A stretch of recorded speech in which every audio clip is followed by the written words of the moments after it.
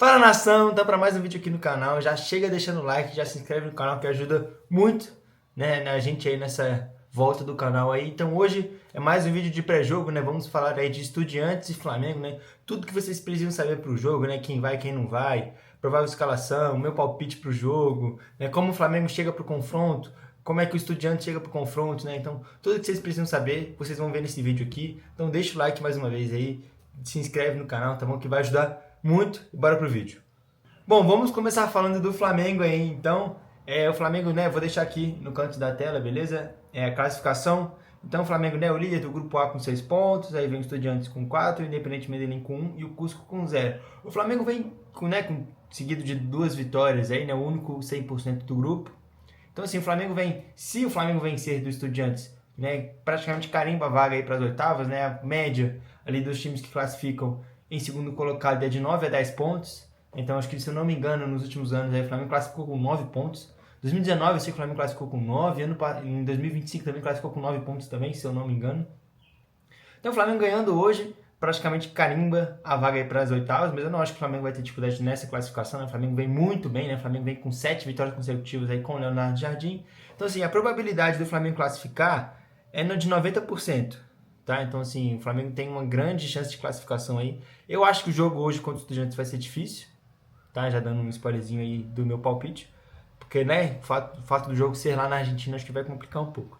Mas falando da situação do Flamengo, é uma classificação que está bem tranquila, tá? Porque o Flamengo vem com 6 pontos, o Estudiantes com 4. Mesmo que o Flamengo perca, né, vamos colocar um cenário que o Flamengo perca hoje e o Estudiantes pegue a liderança do Flamengo, o Independente Medellín tem 1 ponto. Então, assim, o Flamengo precisaria fazer muita força para não classificar. Então, assim, né, são 6 jogos no total, o Flamengo, né, com esse vão ser 3, e aí depois vão ter mais 3 jogos. Então, assim, o Flamengo tem uma grande chance de classificação, não tem porquê, né, acho que nem tem como também o Flamengo se complicar nesse grupo. Então é isso, o Flamengo vem, né, de 7 vitórias consecutivas, aí ganhou do Galo de 4-0, muito bem lá na Arena MRV, né, foi um jogo treino, o Flamengo não teve dificuldade nenhuma em chegar, né, no campo do Atlético, né? Se eu não me engano, o Flamengo teve 7 finalizações e 6 no alvo. Então, assim, é um aproveitamento muito grande mesmo.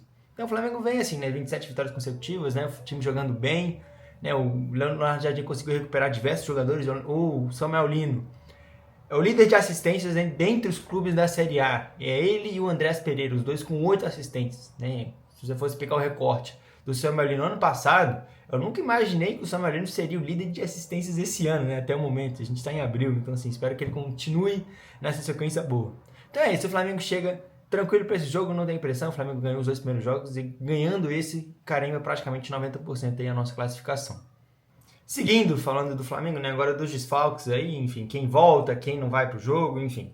Então o Flamengo retorna com o Dela Cruz, que foi poupado no último jogo, por conta do campo sintético da Arena MRV, e a gente tem o retorno do Carrascal, porque o Carrascal recebeu punição nos jogos brasileiros, né, nos jogos do Brasileirão. Então, nesse caso, né, como Libertadores não é da CBF, então o Carrascal volta a estar disponível para o técnico Leonardo Jardim. E o Rubro Negro também espera a volta de Eric Pulgar, porém uma dúvida ainda não é 100% de certeza. E o Paquetá também, que trata edema na coxa, também é dúvida. E o Léo Pereira, que foi cortado, tá? O Léo Pereira é 100% que não vai pro jogo. Porque o Léo Pereira, não sei se vocês se recordam, mas agora no jogo contra o Galo, o tornozelo dele foi, né? Ele sofreu um corte no tornozelo e tá com ponto. Então, para que não inflame, para que não piore a situação, ele não vai pro jogo, né? Então, assim, muito provavelmente é o Danilo que vai assumir a posição aí. Agora falando da provável escalação do Flamengo, tá? Então a gente vai com Rossi no gol. Varela não fez um jogo tão bom contra o Atlético, eu achei que ele deu uma penada ali contra o Coelho, principalmente nesse duelo, né? Até tomou um amarelo que para mim não tinha necessidade, mas ok, gosto muito do Varela, eu permaneceria com o Varela, né, na titularidade ali. Então vem Léo Ortiz, Danilo, que provavelmente vai substituir o Léo Pereira, e Alexandre. Everton Araújo, né, caso o Pulgar não volte, eu acho que ele vai, mesmo que, na verdade, eu acho que mesmo que com o Pulgar à disposição, acho que ele começa com o Everton Araújo, porque o Everton Araújo vai com uma sequência muito boa. Então acho que ele pode dar uma poupada no Pulgar, dar uma segurada no Pulgar, né, colocar ele ali no segundo tempo, né, para começar a ganhar um ritmo de jogo novamente, mas acho que ele mantém sim o Everton Araújo, que vem com uma sequência muito boa, né, o moleque vem sendo aí um dos destaques com o Leonardo Jardim. Vem Jorginho, né, não tem o que falar com o Jorginho, excelente jogador, Arrascaeta, Plata, Samuel Lino e Pedro. Então eu acho que essa provavelmente será a formação que o Leonardo Jardim vem para o jogo. Tá bom? Então assim, são esses os jogadores aí. Acho que o Flamengo vem praticamente completo, né? Acho que só o Léo Pereira que fica de fora do jogo aí praticamente, né? E o Hélio Pulgar e o Paquetá. Mas o Flamengo nessa versão tá indo muito bem, né? Com esses jogadores. E um adendo que eu queria fazer aqui, que normalmente as pessoas reclamam muito desse rodízio, né? Quando o Flamengo não vem bem. Acho que isso aconteceu muito na época do São Paulo, né? O Flamengo tinha muito... O São Paulo não repetia uma escalação. Eram 20 escalações diferentes seguidas. E o Leonardo Jardim, ele segue um padrão, mas ele não segue as mesmas escalações. Só que não tem essas reclamações porque o Flamengo vem jogando bem. Mesmo com peças faltando, o Flamengo vem jogando bem. Então eu acho que, né, não querendo fazer muitas comparações, que eu acho que é muito cedo ainda, mas isso me lembra muito o Jorge Jesus, que nessa época o Jorge Jesus fazia isso também. Mantinha uma base, mas se alguém faltava, se alguém não estava, ele colocava um outro jogador e o jogador conseguia manter a boa qualidade da posição, né? Conseguia manter bem o ritmo de jogo. E é isso que está acontecendo com o Leonardo Jardim esse ano. Então assim, você vê que o Pulgar tá fora, mas o Everton Araújo está dando conta do recado. Você vê que às vezes o Paquetá, né, tá fora, mas quem entra dá o recado. O Plata estava fora, né? O Cascal estava fora, e aí o Plata entrou e deu conta do recado. O Bruno Henrique também, quando entra, faz gol, né? O Pedro agora também está com uma sequência excelente, também está entrando, está fazendo gol. Então, assim, quem entra normalmente na posição está indo muito bem, né? Então, acho que demonstra muito o ambiente, né? O vestiário, como o vestiário está bem, né? Tá todo mundo feliz, tá todo mundo muito bem ali. Não que não estivesse feliz antes, mas eu sinto que mudou isso um pouco, sabe? Porque quando o técnico não tem, né, não repete muito a mesma escalação, que é o que acontece com o Leonardo Jardim, cria essa polêmica. Mas esse ano não tem essa polêmica, o Flamengo vem jogando bem. Então eu acho que é isso, assim, acho que o ideal é justamente isso. É que o técnico consiga girar os jogadores, né, consiga manter um ritmo de jogo bom para todo mundo e que não perca a qualidade. Então assim, o Flamengo tem um elenco muito bom, né, um banco que ajuda muito. O único que eu estou sentindo um pouco abaixo esse ano é o Luiz Araújo, acho que vem entrando, ou até no primeiro tempo começa o jogo e não faz muita coisa. Mas é isso, falando sobre a escalação aí, falando sobre os desfalques, é isso. Bom, agora falando do Estudiantes, né, o Estudiantes é líder do Campeonato Argentino, tá? Então tá ali Estudiantes, Boca, Vélez, Talleres, Lanús, enfim, então Estudiantes é o líder do Campeonato Argentino, então tem um regulamento muito esquisito, não consigo entender esse regulamento aí do Campeonato Argentino, é esquisito.